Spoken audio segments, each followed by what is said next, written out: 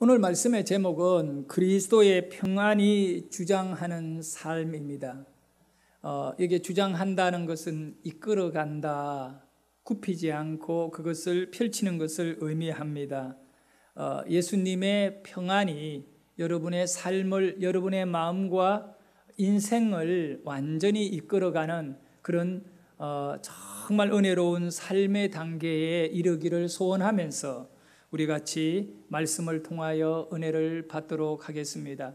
말씀은 능력이 있다, 이렇게 우리가 믿고 있습니다. 그러면 이 하나님의 말씀이 어떤 능력이 있느냐라고 했을 때 한 가지 여러분과 저에게 직접적으로 와닿는 것이 있어요. 이 하나님의 말씀은 여러분을 변화시키는 능력이 있습니다. 원래는 우리 존재가 여러 가지 근심과 염려와 그리고 두려움, 걱정에 놓여 살아야 될 인생입니다. 예수 그리스도가 여러분을 부르시고 여러분의 인생 가운데 오셔서 여러분의 마음을 붙잡아주는 그 순간에 흔들리던 여러분의 심령과 삶이 안정을 찾게 되는 겁니다. 그 안정을 찾은 것이 뭐냐? 바로 평안이거든요. 그러니 예수를 믿으면 우리 주님이 여러분에게 평안을 주신다는 거예요. 그 예수를 믿는 것이 말씀인 거죠. 말씀의 능력은 죄인을 의인 만들어 주시고 두려움과 염려에 사로잡혀 살아가던 불행한 인생을 평안과 축복 삶의 변화된 인생으로 세워주고 살게 하는 것입니다. 그러므로 성도는 변화된 인생입니다. 새 사람이 되었다는 겁니다. 골로새서 3장의 내용은 전체적으로 보면 바울은 골로새 교회 성도들에게 당신들은 예수님으로 인하여 변화된 인생들이니 변화된 옷을 입고 변화된 삶을 살아야 될 사람들입니다 하고 그렇게 강력하게 충고하고, 어떤 변화가 우리에게 일어나야 되느냐? 마음의, 심령의 변화입니다. 그것은 바로 우리 안에 어떤 불안도, 염려도, 걱정도 없는 상태에 하나님 앞에 살아가는 아름다운 그런 성품을 가진 그런 인생이 바로 우리 주님께서 우리를 부르신 목적이다, 이렇게 바울은 설명하고 있습니다. 그래서 골로새서 3장 10절에 보면 이렇게 말씀합니다. 새 사람을 입었으니 라고 말합니다. 새 사람이 되었다, 될 것이다가 아닙니다. 되어야 한다가 아닙니다. 예수를 믿고 하나님을 하나님을 내가 믿는 우리에게는 이미 새 사람이 되었다는 겁니다. 이는 자기를 창조하신 이의 형상을 따라 어디에까지 새롭게 하심을 받았다고요? 지식에까지. 지식이라는 것은 여러 가지 생각과 모든 우리의 삶에 필요한 정보, 그런 것들이 지식이잖아요. 그러니 이 지식이 많으냐 적으냐에 따라 삶의 폭과 깊이가 달라지는데, 이런 지식에 이르기까지 새로워져야 된다는 겁니다. 이전에 보지 못한 천국을 볼 수 있는 지식, 이전에 주님과 전혀 상관없던 인생이 주님을 철저하게 신뢰하고 믿고 따르는 지식, 믿음의 지식, 그것뿐만 아니라 세상에 나의 이웃이나 가족들과의 관계에서 이루어지는 모든 삶의 그 모양들이 새로워져야 한다는 것을 분명히 우리에게 말씀하고 있습니다.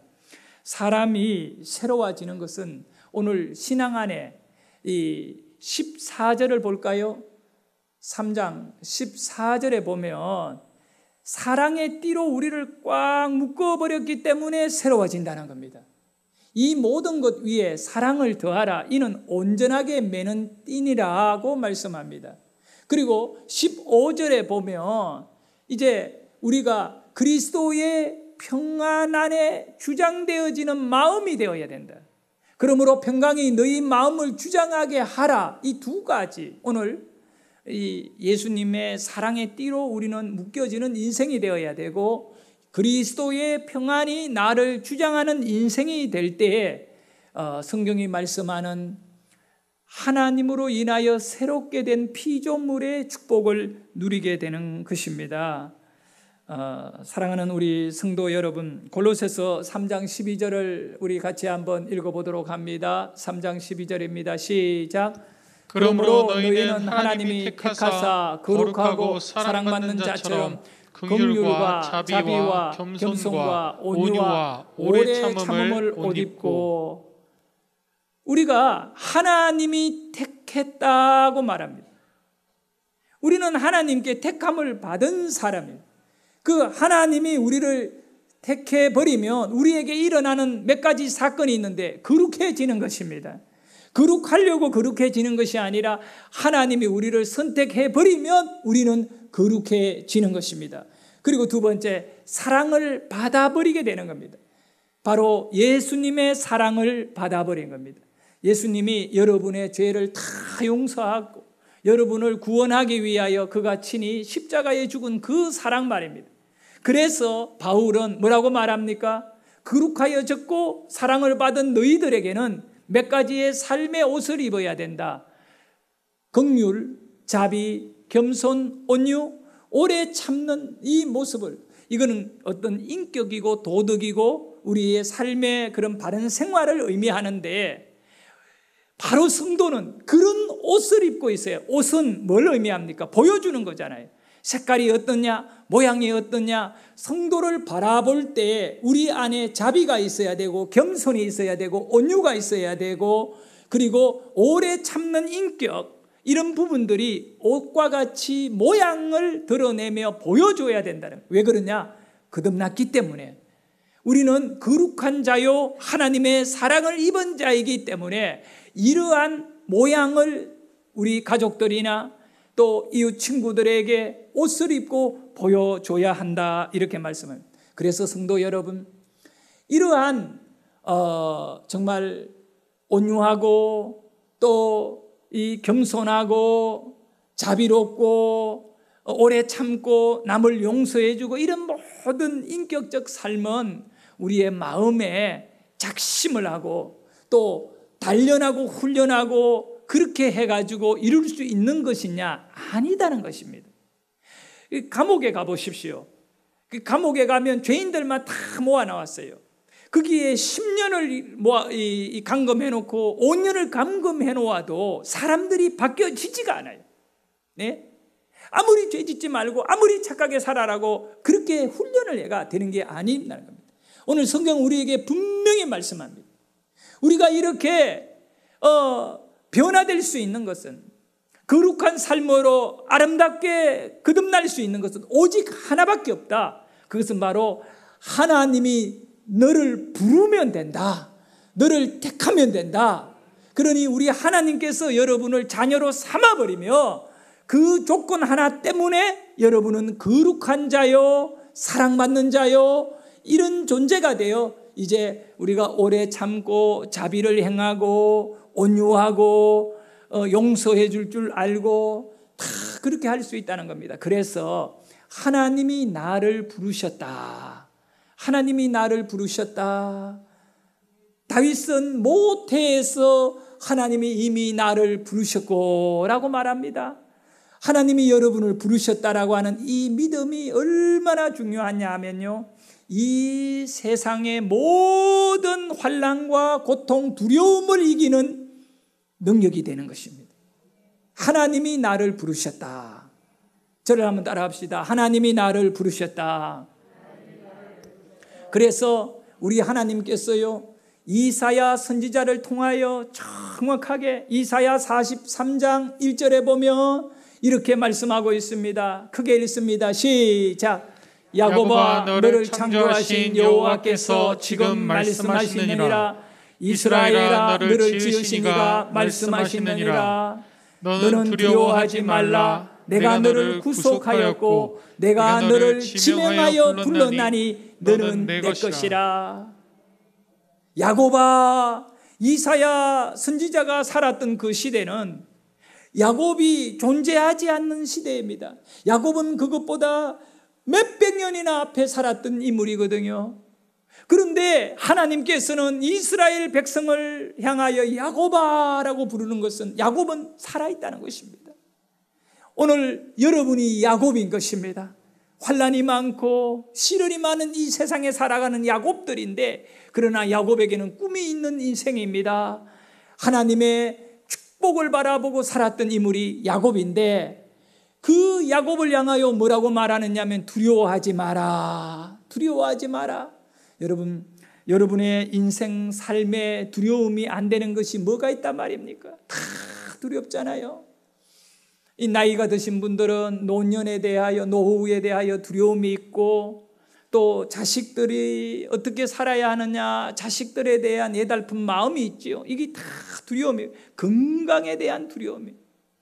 그리고 돈에 어떤 두려움이 있고, 이런 두려움이 많이 있는데, 하나님께서는 여러분에게 두려워하지 마라, 염려하지 마라. 뭐라고 하십니까? 내가 너를 불렀고 내가 너를 선택했다. 오늘 골로새서에서 말씀하는 내용이잖아요.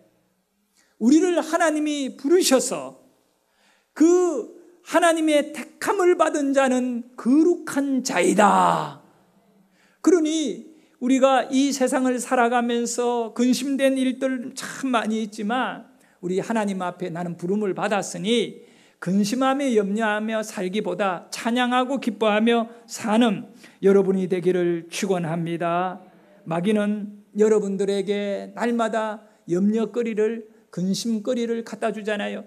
참 놀라워요. 주님과 딱 가까워지면 점점 우리 안에는 두려움이 사라집니다. 염려와 걱정이 사라지는 거예요. 그러나 신기하게도 주님하고 멀어지면 멀어질수록 염려는 커지고, 근심은 커지고, 두려움은 커지고, 불행은 커지는 것입니다. 여러분이 주님과 가까워지기를 예수의 이름으로 축원합니다. 그리하여 여러분을 불행하게 만드는 모든 것들을 완전히 벗어 던져버리기를 축원합니다. 하나님의 택하심은요, 하나님이 선택했다, 이 말의 의미는 죄인은 의인이 된다는 것입니다. 두려움에 빠져있는 인생은 평안을 찾게 되는 것입니다. 그래서 여러분은 스스로 나는 하나님께 택함 받았다, 이 고백이 있기를 축원합니다. 그 고백은 곧 무엇을 의미합니까? 나는 하나님께 택함을 받았다는 것은 나는 거룩하다, 이것을 명확하게 하는 것입니다. 그래서 여러분은 택함 받은 자이기 때문에 거룩한 자이다 라고 하는 이 꼬루가 이루어지고, 그것을 누리며 살아야 되는 줄 믿습니다. 바울은 우리에게 너희가 어떤 존재인지를 바로 알아라. 하나님이 너희를 선택했다. 그래서 너희들의 행동과 너희들의 삶이 하나님 앞에 평안을 누려야 되고 거룩하게 살아야 될 사람들이 이렇게 세상에서 염려하고 걱정하고 근심하며 두려워하며 떨며 살면 안 된다. 이 얘기를 바울은 골로새 교인들에게 하고 있는 것이지요. 너희는 새로운 피조물, 거듭나고 거룩한 하나님의 자녀들이다. 그래서 너희는 긍휼과 자비와 겸손과 온유와 오래 참음으로 옷을 입어라. 성도 여러분, 이 긍휼, 자비, 겸손, 온유, 오래 참는 이런 부분들은 우리가 훈련한다고 되는 거 아니에요. 마음에 막 작심하고 작정하면서 나는 그렇게 살아야지 이렇게 노력한다고 되는 것이 아닙니다. 이런 긍휼, 자비, 겸손, 온유, 이 오래 참음은 전부 다 성령의 열매입니다. 그러니 이 성령의 열매이다 보니 성령이 우리 안에 역사하지 않으면 절대로 참지 못하고 긍휼을 베푸지 못하고 겸손할 수도 없고 온유할 수도 없는 것입니다. 그래서 갈라디아서 5장 22절과 23절에 분명히 말씀합니다. 읽습니다. 시작. 오직 성령의 열매는 사랑과 희락과 화평과 오래 참음과 자비와 양성과 충성과 온유와 절제니 이 같은 것을 금지할 법이 없느니라. 오직 성령의 열매는, 여러분 안에 성령이 열매 맺게 하는 그 열매를 가지기를 소원합니다. 여러분의 의지로, 여러분의 노력의 열매는 불가능한 것이에요. 그러므로 그리스도로 옷 입기 위하여 이렇게 아름다운 충성과 온유와 절제와 이 아름다운 미덕을 남기기 위해서는 성령에 충만하셔야 됩니다.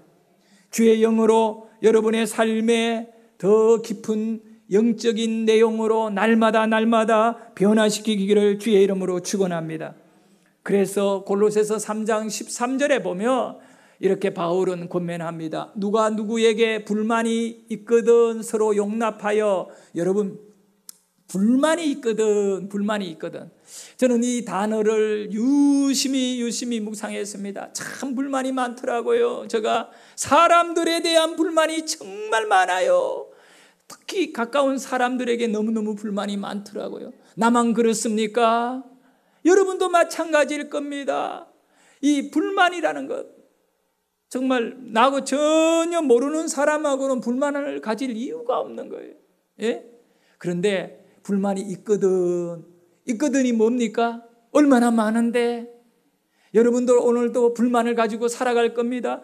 직장 생활하는 사람은 사장에게 불만을 가져요. 월급을 적게 준다고 불만을 가져요. 성도들은 교회에 와서 목사의 설교가 길다고 불만을 가져요. 예수님에게는 왜 기도의 응답을 안 해주시느냐고, 왜 내 몸이 아픈데 이렇게 아픈 상태로 내버려 두느냐고 불만을 가지는 것입니다. 아내가 밥상을 차려주면 반찬이 마음에 안 든다고 불만을 가지게 되는 것입니다. 차를 탔는데 기사가 브레이크를 잡으니까 왜 이렇게 급하게 브레이크를 잡느냐라고 말은 안 하지만 마음에 불만을 가지는 것입니다. 보이고 느껴지고 부딪히는 것들마다 우리에게 너무나 불만이 많아요. 그런데 바울은 이 골로새 성도들에게 누가 누구에게 불만이 있거든 어떻게 하라고요? 서로 용납하여 피차 용서해라. 왜 그럴까요? 주께서 너희를 용서하신 것 같이 너희도 그리하라.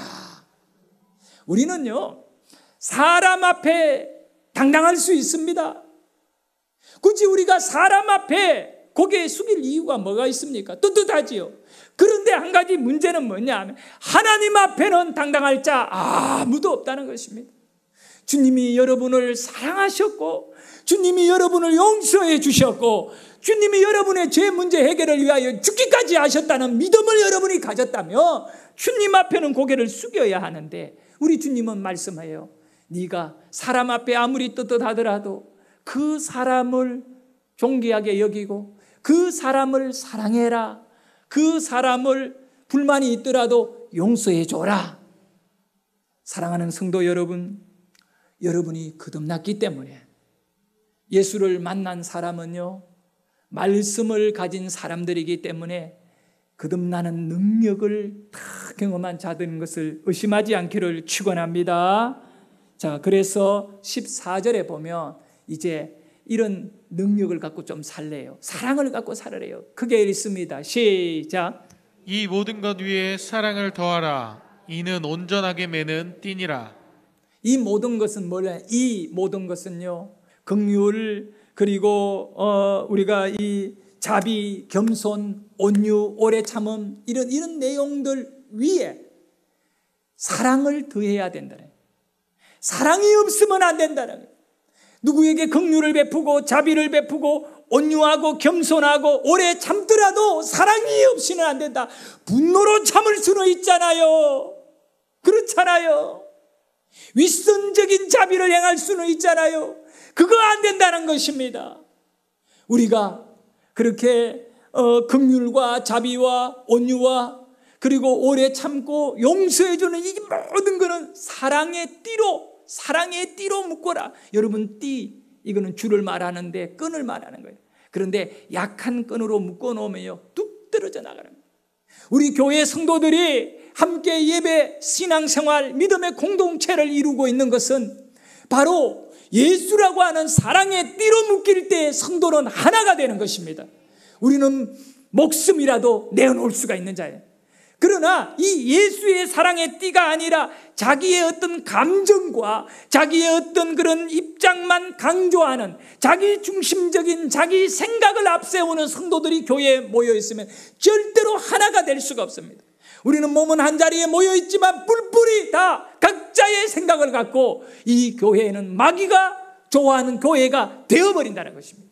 그래서 바울은 그 모든 것 위에 사랑의 띠를 갖고 묶어라는 것입니다. 우리가 어떻게 다른 사람들에 대하여 이 불편한 마음을 우리가 해결하고 살 수 있습니까? 사랑의 띠로 그 상대방과 나를 묶어버리는 것입니다. 할렐루야. 예수님이 너를 용서한 것 같이, 너를 위하여 희생한 것 같이 네가 불만이 있거든 그 사람하고 묵끝에 그냥 그대로 갚지 말고 사랑의 띠로 예수님이 나를 사랑하신 것을 희생을 생각하며 묶어라. 교인들이 모여가지고 소그룹을 할 때, 특별히 옛날 구역 셀 모임을 할 때 거의 처음에는 은혜롭게 찬송도 부르고 성경도 읽고 말씀을 하다가 나중에 돼가지고 신랑 욕하다가 다 끝나버린대요. 여자들은 모여가 얼마나 신랑을 욕을 많이 하는지 모르는데 뭐 이랬다 저랬다 그럼 그는 사랑이 없어서 그래요.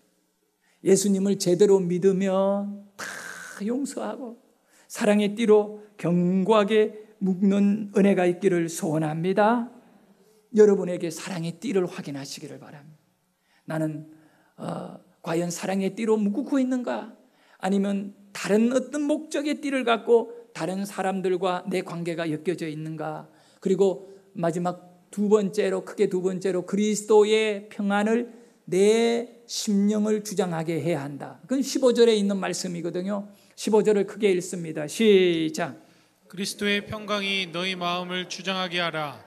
너희는 평강을 위하여 한 몸으로 부르심을 받았나니 너희는 또한 감사하는 자가 되라. 자, 여러분, 우리를 부르신 이유가 뭡니까? 한 몸이 된 이유는 하나님이 나를 부르셨다 하는 것은 너무 중요한 거예요. 우리가 변화됐다는 거죠. 우리가 능력이 있다는 겁니다. 거룩하다는 겁니다. 그런데 그렇게 우리를 부르신 이유는 하나를 만들어주되 평안으로 하나 만들어주기 위하여 부르셨다는 거죠. 그리스도의 평강이 너희 마음을 주장하게 해라. 여러분의 마음을 마귀에게 빼앗기지 아니하고 예수님이 주장할 수 있도록 참 평안이 있는 인생 되기를 축원합니다. 여러분, 평안은 예수 그리스도께서 내 안에 오셔야만이 이룰 수 있는 겁니다. 왜냐하면 그리스도의 평안이기 때문에. 근데 우리가 노력해가지고 앞으로 나는 싸우지 말아야지, 앞으로 나는 누구와 다투지 말아야지 이렇게 마음먹는다고 되는 게 아니에요. 우리가 그 평안을 이루기 위해서는 어떻게 해야 하느냐 하면 예수님을 영접하셔야 돼요. 예수님이 내 마음에 들어오시면 그리스도의 평안이 내 마음을 주장하게 되는 줄 믿으시기를 바랍니다. 여러분 안에 분노가 일어나고 이 평안을 깨는 분쟁이 일어나고 원망이 내 마음 속에 막 이렇게 채워질 때 깨달아야 됩니다. 아, 예수님을 내가 버렸구나. 예수님은 내가 예수님을 떠났구나. 주님이 여러분을 떠난 것이 아니라 여러분이 주님을 버린 거예요. 그렇기 때문에 다시 주님을 향하여 무릎을 꿇고 주님에게 나가야 됩니다. 우리가 찬송가도 있잖아요. 두 손 들고 주님께 나간다고 이제이 나가오니 나를 용서해달라고. 그렇게 하면 다시 우리 안에 평안이 회복되는 줄 믿으시기를 바랍니다. 평안은요, 나의 것이 아니고 예수님의 것이에요. 원래 주님이 내게 오지 아니하면 나는 참 평안을 얻을 수 없는 존재였습니다. 그래서 우리 주님은 이 땅에 오신 목적이 뭐냐? 여러분에게 평안 주시려고 왔습니다. 가정에 평안 주시고 부부간에 평안을 주시고 성도 간에 평안을 주시고 친구 간에 평안을 주시는 겁니다. 그래서 요한복음 14장 보면 너무 잘 나와 있어요. 우리 예수님이 27절에 이렇게 말씀합니다. 크게 읽습니다. 평안을 너희에게 끼치노니 곧 나의 평안을 너희에게 주노라. 내가 너희에게 주는 것은 세상이 주는 것과 같지 아니하니라. 너희는 마음에 근심하지도 말고 두려워하지도 말라. 사랑하는 성도 여러분, 우리 예수님은 나의 평안을 너희에게 주노라 말씀합니다. 왜 나의 평안이라고 말합니까? 세상에도 평안이 주는 것이 있어요. 돈이 주는 평안이 있고, 권력이 주는 평안이 있고, 학벌이 주는 평안이 있어요. 이 사람의 관계로 인하여 얻게 되는 평안이 있다니까요. 그래서 우리는 그 세상의 평안을 평안인 줄 알고 무단히 그걸 가지려고 오늘 또 애쓰고 있잖아요. 그 평안 가지면 안 된다는 겁니다. 그거는 영원할 수 없는 겁니다. 좋은 병원의 시설에서 우리 몸을 고쳐주는 그런 어떤 치료의 평안, 그리고 잠자리가 편한 침대가 주는 평안, 그건 육체의 평안이에요. 그리고 우리 예수님은 내가 주는 평안을 너희가 받아라.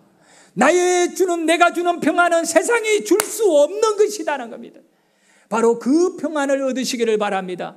그렇다면 그 예수님이 주는 평안은 뭐냐? 이걸 분명히 알아야 돼요. 그 평안은 영입니다. 영.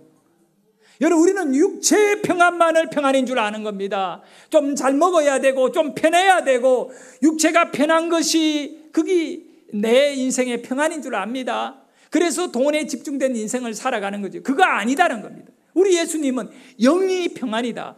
성령이 평안이다. 성령을 잃어버리면 부부간에 아무리 돈이 많더라도 나누어지게 되는 것입니다. 성령이 하나가 되어야 돼요. 그래서 로마서 8장 6절에 보면 여기에 대한 분명한 답을 주고 있습니다. 육신의 생각은 사망이다. 영의 생각은 생명과 평안이다. 여기 말씀 보세요. 육신의 생각은 사망이다. 영은 뭐라고요? 생명이다 하면 끝나면 되는 거를 우리 예수님은 여기에 바울은 여기에다가 뭐를 붙여놨어요? 평안. 왜냐하면 영이 평안이기 때문에. 저를 따라합니다. 영은 평안이다. 성령은 평안이다. 그럼 여러분, 문제 해결해서 평안 얻으려고 하지 말고 성령 받아서 평안 얻기를 예수의 이름으로 축원합니다. 문제는 끊임없이 일어나고 가는 곳마다 문제 있는데 그거 어떻게 일일이 다 여러분 마음을 갖고 해결할 겁니까? 마음이 아마 터져버릴 거예요.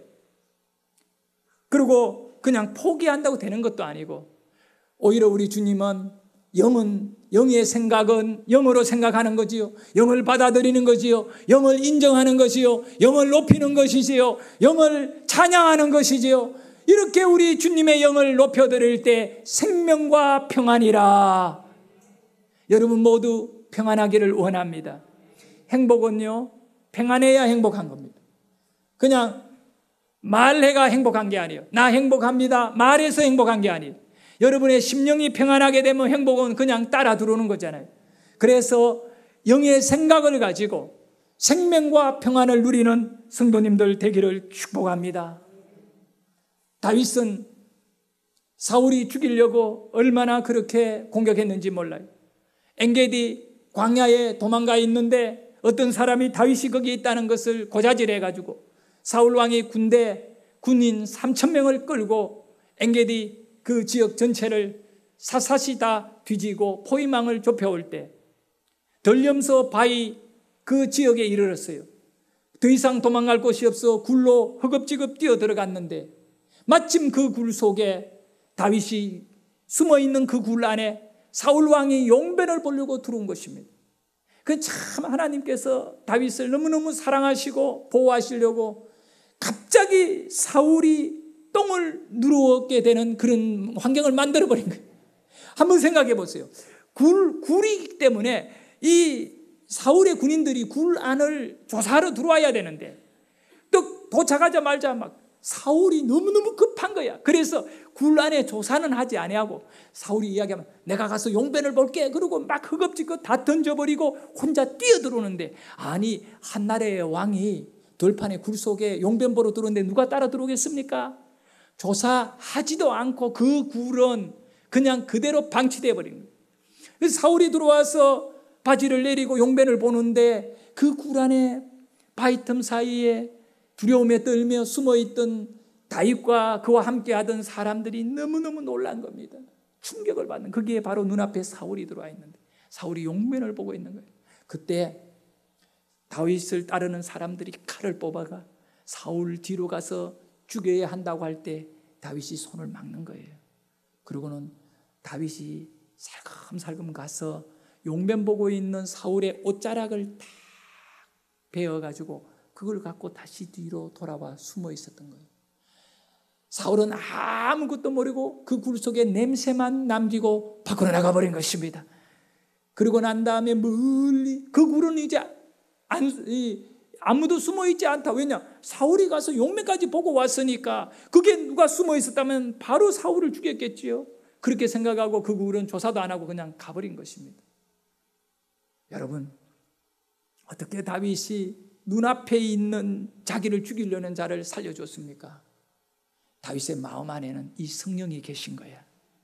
사울을 죽이지 않아도, 살인을 하지 않아도 이길 수 있다라고 하는 이 사울보다 더 위대하신 하나님의 영이 다윗에게 있었던 겁니다. 그래서 영의 생각은 생명과 평안이라. 언제나 여러분, 사람들이 여러분을 막 괴롭히고 할 때 그 상대와 싸우지 마세요. 그러면 수준이 똑같아지는 겁니다. 오히려 오늘 성경에 보면 주님이 너희를 용서하였듯이 용서해 주라. 수준이 달라지는 것입니다. 주님의 수준을 갖고 우리가 이 세상을 살게 되는 것이죠. 마귀는 어떻게 해서라도 여러분의 마음이 불안과 두려움에 떨도록 만드는 거죠. 그래서 하나님하고 떨어지면 불안해진다. 그래서 하나님의 영 성령과 가까워지면 내 안에 평안이 온다는 사실입니다. 예수님이 어떤 마을에 바리새인의 초대를 받아 그 집에 식사하러 들어가셨어요. 그런데 그 마을에 한 여인이 있었는데 누가복음에 보면 뭐라고 말씀하느냐면 죄인이었더라. 여러분, 여자가 죄인이다면 무슨 죄를 지었겠습니까? 뭐 도적질을 하겠어요?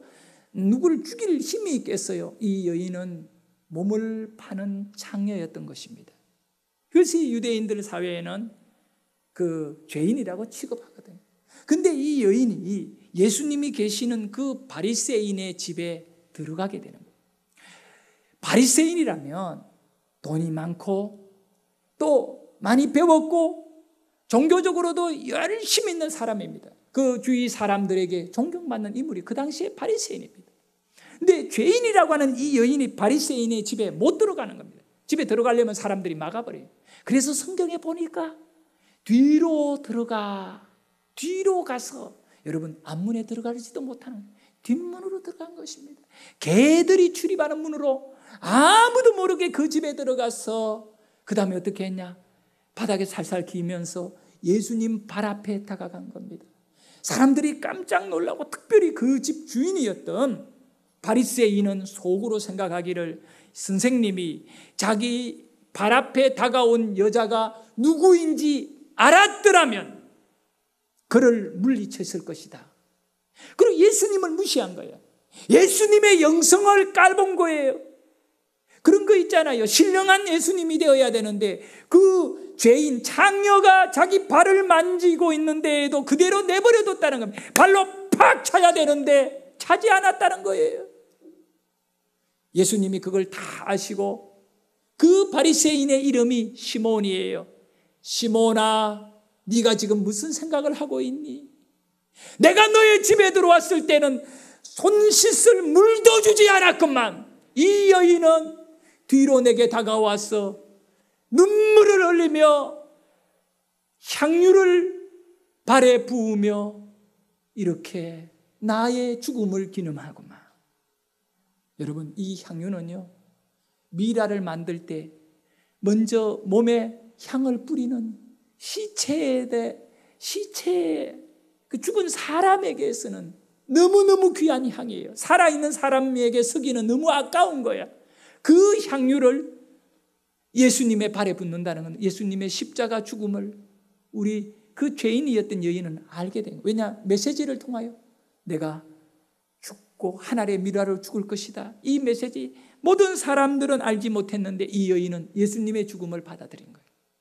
근데 이 여인을 향하여 우리 주님이 마지막에 뭐라고 말씀하셨느냐? 누가복음 7장 50절에 보면 이렇게 말씀하셨어요. 너를 구원하였으니 평안히 가라 하시니라. 우리 주님이 이 여인에게 두 가지를 선물했어요. 하나는 구원이에요. 또 하나는 평안이에요. 우리 예수님은 여러분에게 구원하여 주셨습니다. 구원을 가지고 여러분은 이 세상의 두려움과 염려와 그리고 마음의 불편함을 갖고 불행에 살아가는 것이 아니라 여러분에게 구원을 주신 예수님은 평안을 주셨다는 겁니다. 그러므로 이제 평안하시기를 예수의 이름으로 축원합니다. 마음에 어떤 무거운 짐과 우울함이 있더라도 예수 나의 안에 들어온 영이 되어 영은 생명과 평안이라. 그래서 평안의 주역이 되기를 축복합니다. 오늘 우리가 읽었던 골로새서 3장 15절에 보면 평안이라는 단어가 있어요. 이 단어는 복음이요, 복음. 여러분에게 복음이고 여러분에게 이 평안은 예수입니다. 나의 평안을 너희에게 준다 했잖아요. 그래서 우리가 읽을 때 복음이라는 말로 크게 읽어보도록 합니다. 시작. 그리스도의 복음이 너희 마음을 주장하게 하라. 너희는 복음을 위하여 한 몸으로 부르심을 받았나니 너희는 또한 감사하는 자가 되라. 아멘. 여러분 안에 예수가 있기를 원합니다.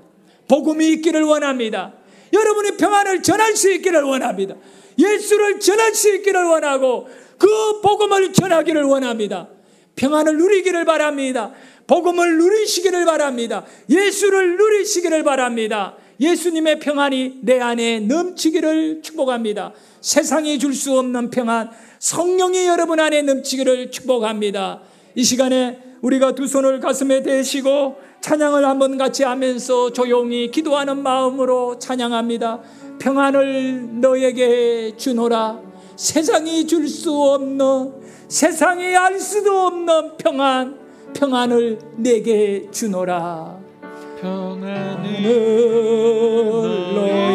너에게 주노라. 다시 한번 평안을 너에게 주노라. 평안을 너에게 주노라. 세상이 줄 수 없는, 세상이 줄 수 없는, 세상이 알 수도 없는 평안, 세상